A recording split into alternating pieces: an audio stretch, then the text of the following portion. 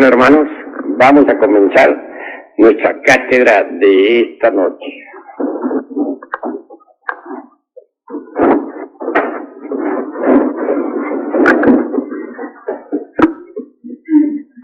Incuestionablemente, la humanidad terrestre ha pasado por diversas fases de desenvolvimiento, y esto es algo que debemos analizar juiciosamente.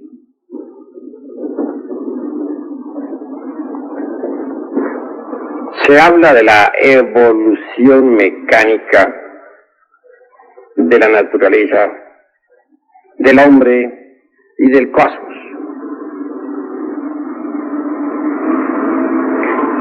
Desde el punto de vista antropológico, hemos de comprender que existen dos clases de evolución.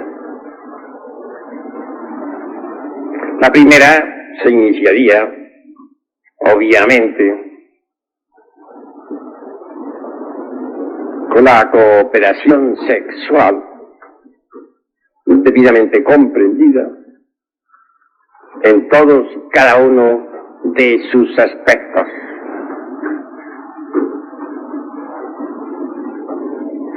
La segunda es diferente. Incuestionablemente,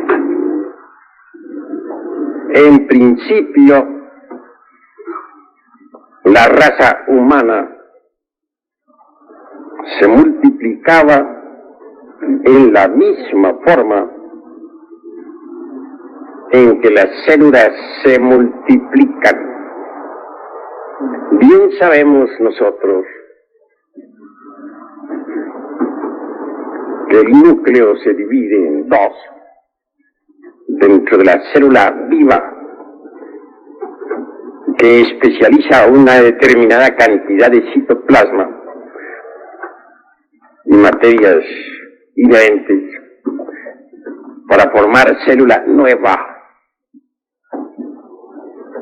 Las dos se dividen a su vez en otras dos, y así, mediante el proceso fisíparo, diríamos, de división celular, se desarrollan los organismos, se multiplican las células, etc.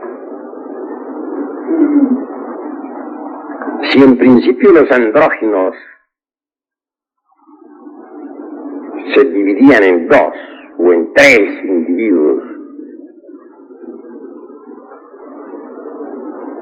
para reproducirse, más tarde todo eso cambió y hubo de prepararse el organismo para reproducirse posteriormente mediante la cooperación sexual.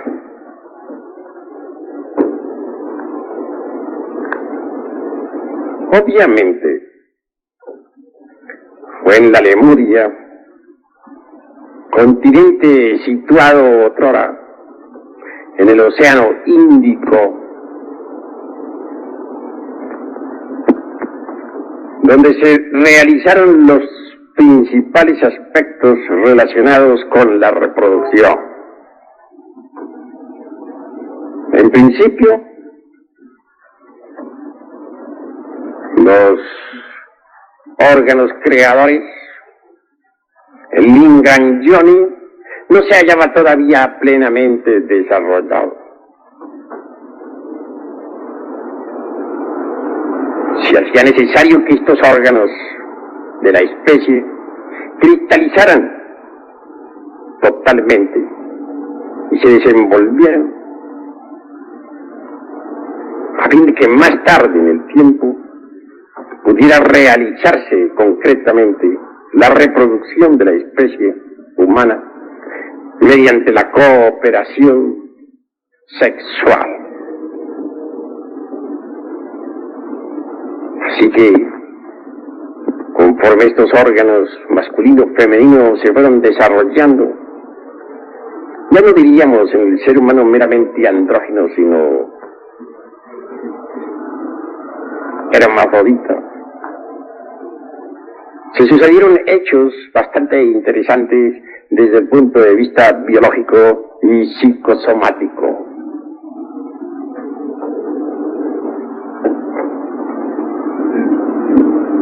La célula fertilizante, por ejemplo, lograba hacer contacto con el óvulo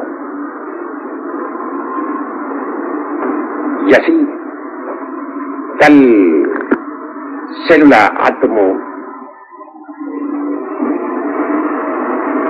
se desprendía del organismo del padre-madre para desarrollarse y desenvolverse. Como secuencia o corolario de procesos muy delicados devenía luego una nueva criatura.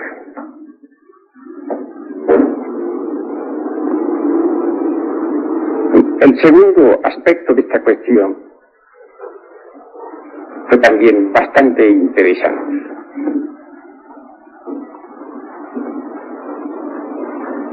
Si bien es cierto que en principio gérmenes vivientes se desprendían como radiación atómica para desarrollarse exteriormente y convertirse en nuevas criaturas,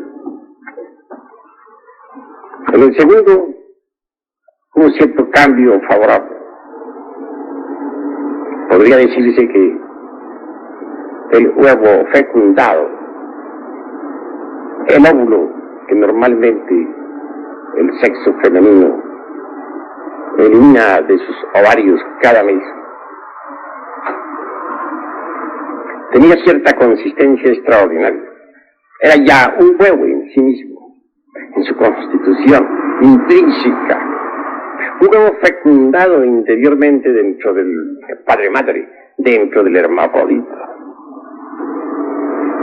Un huevo que al salir al mundo exterior podía desenvolverse hasta que, o incubarse hasta que al fin se abría para que una criatura emergiera de allí. Criatura que se alimentaba con los pechos del padre-madre.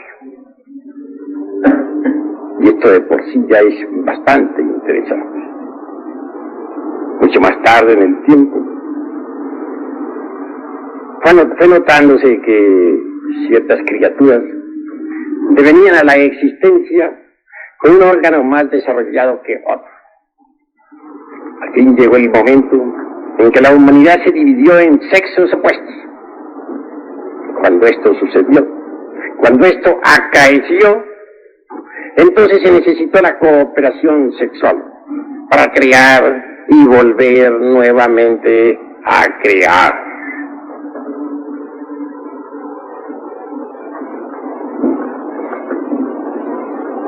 Las genealogías de Haeckel con respecto al posible origen del hombre y nuestras tres razas primordiales que no encajan dentro de esta antropología materialista que hoy en día invade al mundo, desgraciadamente, son en verdad el hazmerreír de los antropólogos materialistas, enemigos de lo divinal.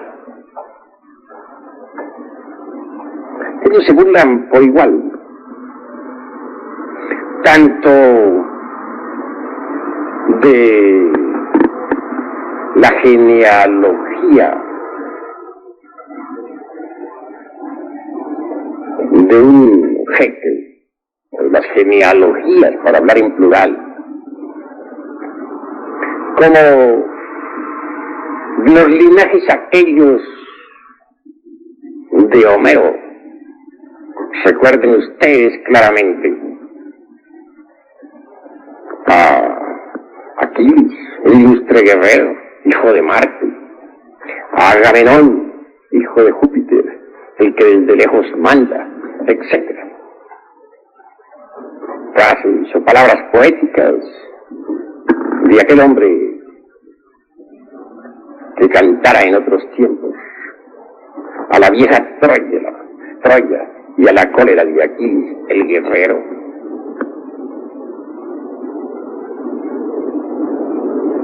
Tenemos que hablar muy claro en todas estas cuestiones antropológicas. Es obvio. Los científicos de esta época tendrán que resolverse por Paracelso, el padre de la química, o por el Saussure de Haeckel, el famoso Saussure mitológico.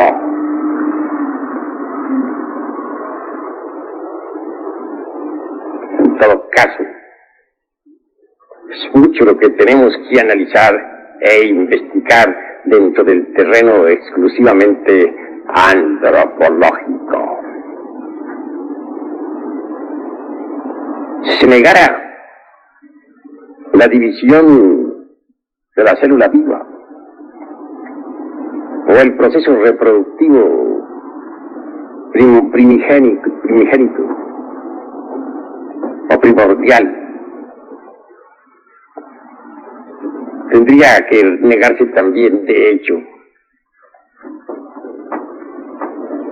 la reproducción del monerón o átomo del abismo acuoso de Haeckel, dividiéndose a sí mismo para multiplicarse. La ciencia en realidad de verdad, en modo alguno podría pronunciarse científicamente contra ese sistema primigenio de reproducción mediante división celular, es decir, mediante el acto fisíparo.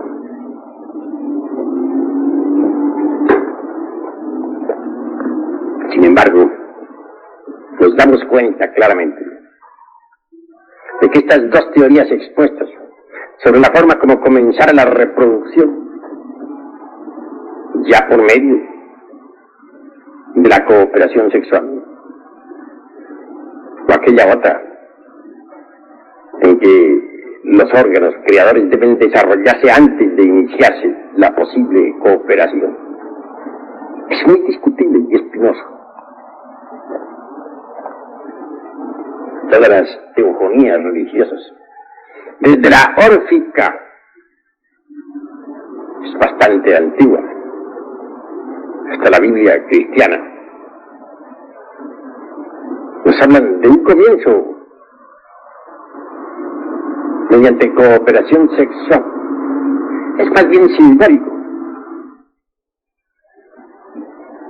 Podría repetirse a cargo de la alquimia, pero no científico, antropológico, que no podía comenzar un proceso evolutivo con cooperación sexual, claramente, cuando todavía los órganos creadores no han sido creados. Obviamente, tiene que haber habido un periodo de preparación para la reproducción mediante cooperación. Un periodo durante el cual los órganos creadores hubieron de desarrollarse y desenvolverse en la fisiología orgánica del ser humano.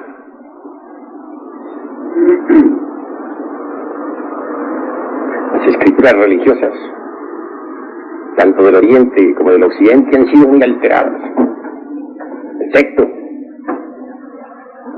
la del Vishnu Purana, por ejemplo, donde se dice que Daxa,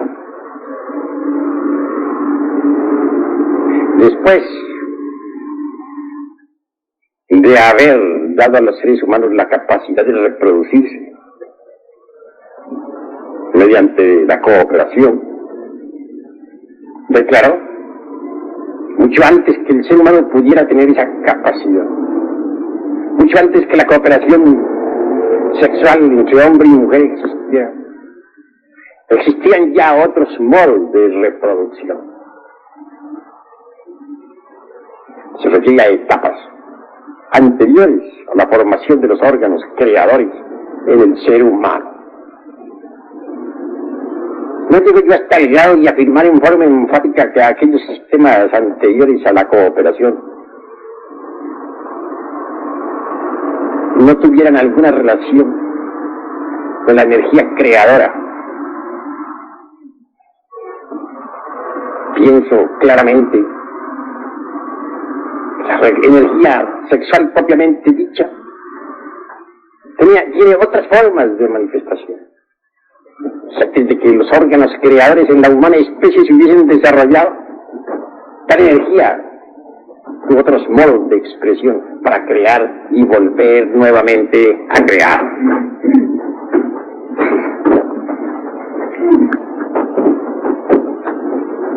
Es lástima que las Sagradas Escrituras de todas las religiones hayan sido adulteradas. Bien sabemos que hasta el mismo Esdras no dejó de alterar un poco el Pentateuco en la Biblia hebraica.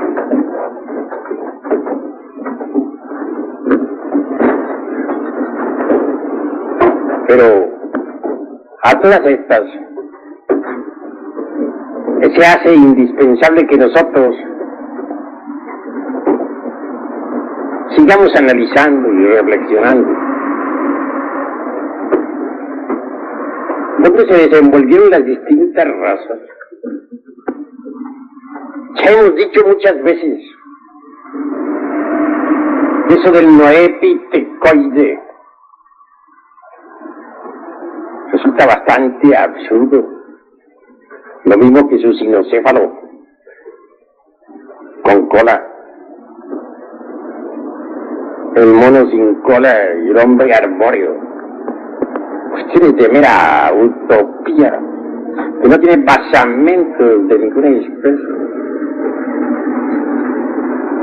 Ya nos reímos bastante sobre el Zozua mítico de Haeckel, aquella especie de chango con capacidad ablativa, algo así como el eslabón perdido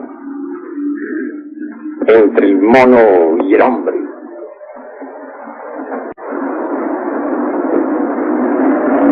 Se hace necesario saber dónde se han desarrollado estas razas, en qué escenarios se han desenvuelto estas evoluciones e involuciones de la humanidad. Eso es lo que necesitamos realmente conocer. Sería imposible desligar a las razas humanas de su medio ambiente, de sus distintos continentes, de sus islas, de sus montañas, de sus escenarios naturales. Me llaman, sí, como ya dije en otra ocasión, muchísimo la atención, a pesar de que hubo enormes reptiles en el Mesozoico. Sin embargo, todavía viva la humanidad, mientras que aquellos ya desaparecieron de la faz de la tierra. ¿No es posible que todos los monstruos antidiluvianos hayan perecido, que la humanidad siga viviendo? Hemos puesto mucho énfasis en ese asunto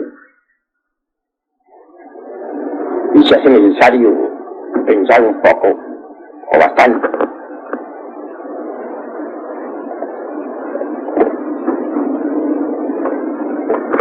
Que el ser humano esté relacionado con su ambiente es algo que no se puede negar.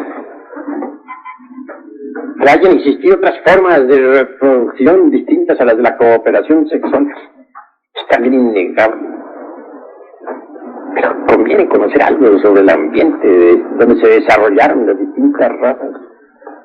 Urge que poco a poco vayamos estudiando los distintos escenarios de la naturaleza. No negamos en modo alguno que hay hechos que los astrólogos verdaderamente no conocen. ¿Qué saben ellos, por ejemplo, sobre los cambios o modificaciones del eje de la Tierra en relación con la oblicuidad de la elíptica,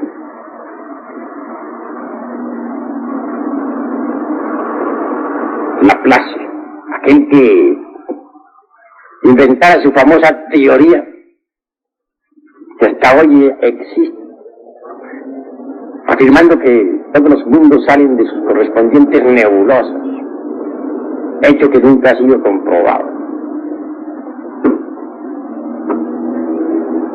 Llega hasta decir fanáticamente que la declinación del eje de la Tierra en relación precisamente con la elíptica, con la oblicuidad de la elíptica es casi nula, y que así ha sido siempre en forma secular. La geología incuestionablemente está en contra, hasta cierto punto, de estos conceptos de la astronomía. Claro que la desviación del eje de la Tierra dentro de la oblicuidad de la elíptica, o la inclinación, para hacerlo más claro, implica periodos, dijéramos, glaciarios, que se suceden siempre a través de las edades. Si negamos los periodos glaciarios, estaríamos afirmando cosas absurdas, porque las glaciaciones están completamente demostradas y tienen su base precisamente en la desviación del eje de la Tierra, en su inclinación dentro de la oblicuidad de la elíptica. Así que está demostrado con entera claridad mediante los estudios geológicos tal desviación que niegan los astrónomos. Geología y astronomía se encuentran pues opuestas en esta cuestión. Hay pruebas de tremendas glaciaciones. Ya Magallanes anota determinadas épocas de calor o trópico en el Ártico, acompañadas simultáneamente de glaciaciones y frío intenso en el Antártico. Hemos llegado a un punto bastante interesante, y es esta cuestión de los glaciares. Parece increíble que en el sur de la Europa y en el norte del África ya han existido en otros tiempos terribles glaciaciones. En la España, por ejemplo,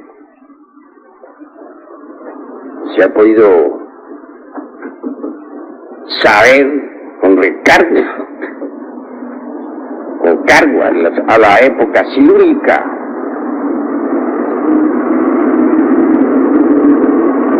que existieron glaciaciones tremendas.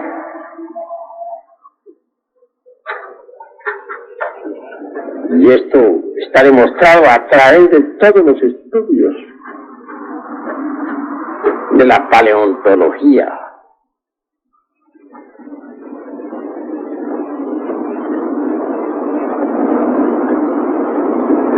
En tanto, Nadie podría hoy en día negar que se han descubierto, por ejemplo, en la Siberia, y especialmente en la desembocadura de ciertos ríos, como el Obi y otros. Cadáveres momificados de animales antidiluvianos. Esto significa que la Siberia, que fue tan fría, en otros tiempos fue trópico de gran calor.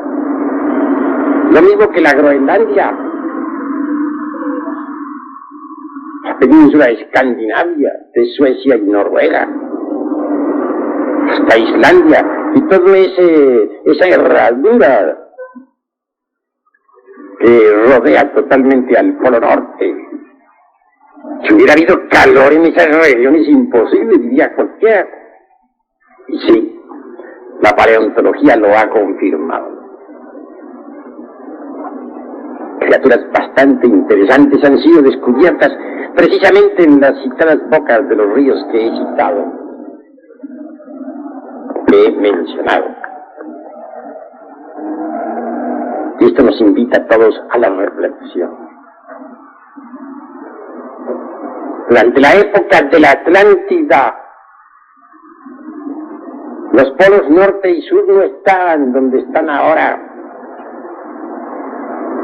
Entonces el polo norte, el Ártico, estaba ubicado sobre la línea ecuatorial, en el punto más extremo oriental del África.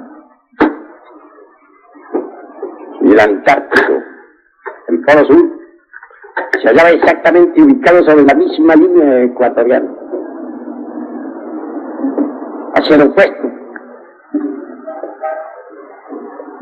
Un lugar específico en el Pacífico.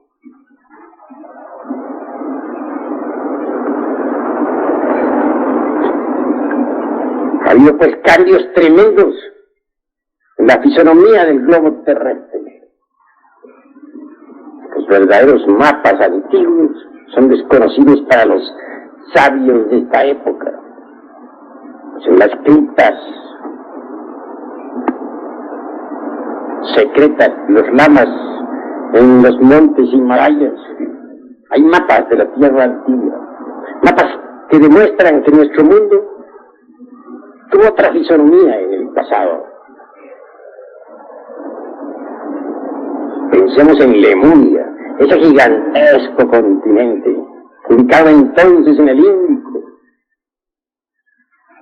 Estaba unido a Australia, pues Australia es parte de la Lemuria, lo mismo que toda la Oceanía.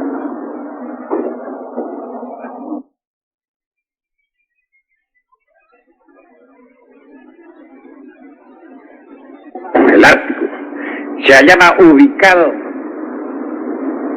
en el punto más oriental sobre la línea ecuatorial del África. Todo era diferente, distinto, completamente distinto. Por aquella época acaeció un glacial de esos terribles. Esa glaciación se proyectó precisamente desde el polo ártico, ubicado en el África, hacia la Arabia, o sea, hacia el suroeste de Asia. Y también cubrió completamente, o casi completamente, a la Lemuria. Toda esa zona se le llenó de hielos, mas no logró pasar tal glaciación el Mediterráneo. Resulta pues interesante que hay épocas en que nuestro mundo tierra pasa por tales glaciaciones, en que el hielo invade determinadas zonas, en que mueren millones de criaturas. Todo eso se debe realmente a la inclinación del eje de la Tierra en relación con la oblicuidad de la elíptica.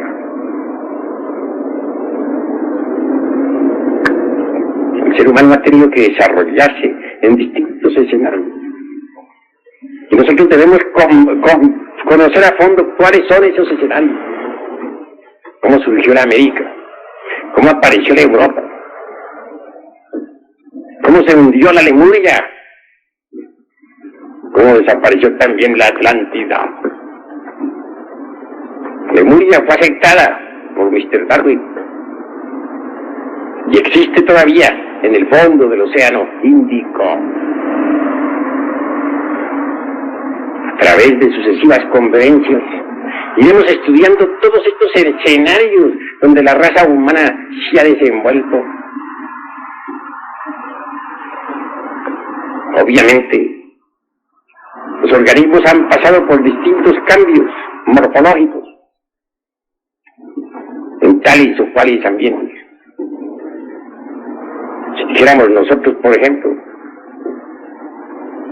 el animal intelectual equivocadamente llamado hombre tiene por antepasado al famoso ratón, de que hablan ahora tanto los antropólogos materialistas, o mejor dijéramos al runcho, citado por los suramericanos, estaríamos francamente falseando la verdad. Está el ratón enorme o runcho de Suramérica. Ya sabemos que deviene originalmente de la Atlántida de Platón, que mucho antes de que existiera la Atlántida, el hombre existía.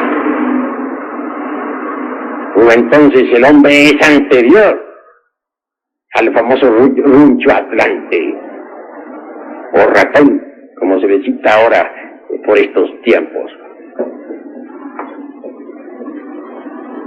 Si dijéramos que el hombre deviene originalmente de ciertos primates,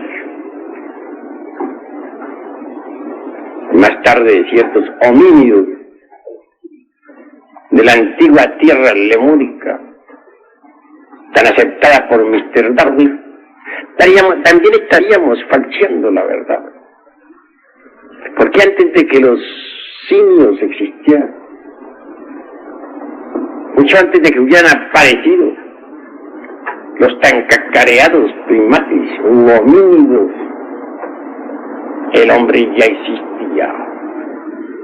Aún más, antes de que la reproducción de las especies se desenvolviera por cooperación, el hombre ya existía. El hombre es muy anterior todavía a la misma Lemuria, tan aceptada por Mr. Darwin. Obviamente, tenemos que reconocer esta raza humana que ha sido estudiada en forma, digamos, superficial por los antropólogos materialistas, y que ha pasado desde los tiempos monolíticos, o las etapas del Eoceno,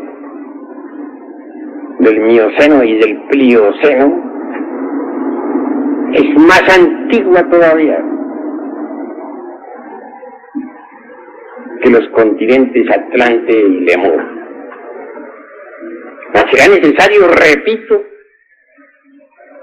seguir estudiando los distintos escenarios de nuestro mundo para comprender mejor los diversos procesos de evolución e involución de las distintas razas humanas.